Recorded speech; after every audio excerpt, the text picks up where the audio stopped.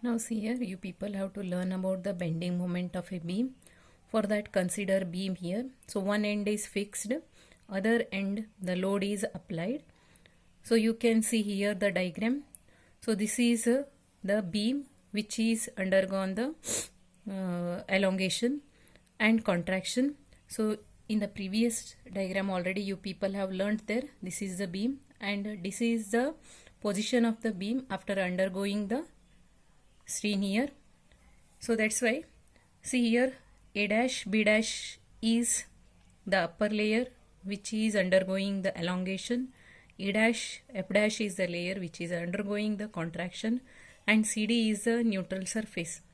So now consider here theta is the angle subtended and R is the distance that is from the center O to the neutral surface, that is CD, and R is the perpendicular distance between the successive layers. So next see here, consider the shape of different layers of the beam that is imagined to form the part of concentric circles of varying radii, and R be the radius of the circle to which the neutral surface forms a part. So CD is equal to R theta.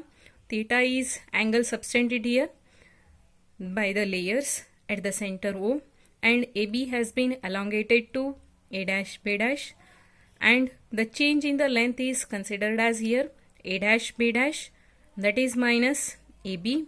But remember that AB is equal to CD and that is equal to R theta. Here already CD is equal to R theta, means you can see here in the previous diagram AB is equal to CD. That's why it is considered as AB is equal to CD. So successive layers are separated by a distance here small r. Next see, that is the A dash B dash, that is considered as here R plus R, that is theta. Next change in the length is considered as this, that is R plus R theta minus R theta, that is equal to small r theta.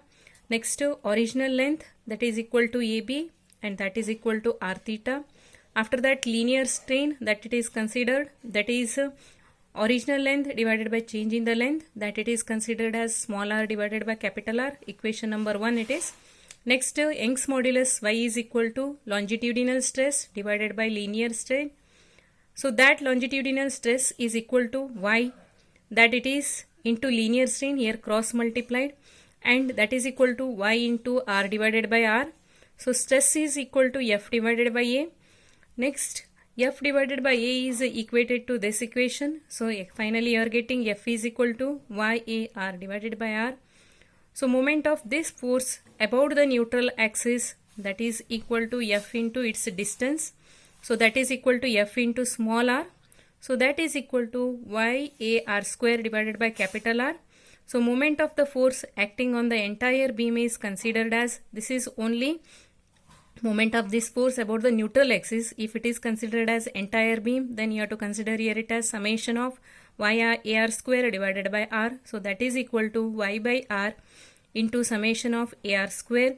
So moment of inertia of the body that is about the given axis is summation of MR square, and summation of M is the mass of the body, and summation of AR square is considered as geometric moment of inertia, that it is represented as IG. So that IG is equal to summation of AR square, and that it is represented as equal to K square. A is the area of cross section of the beam and K is equal to radius of gyration about the neutral axis. Then see moment of the force that is equal to Y by R into IG, and bending moment is equal to Y by R into IG. So expression for bending moment, that is for rectangular cross section and that is for circular cross section.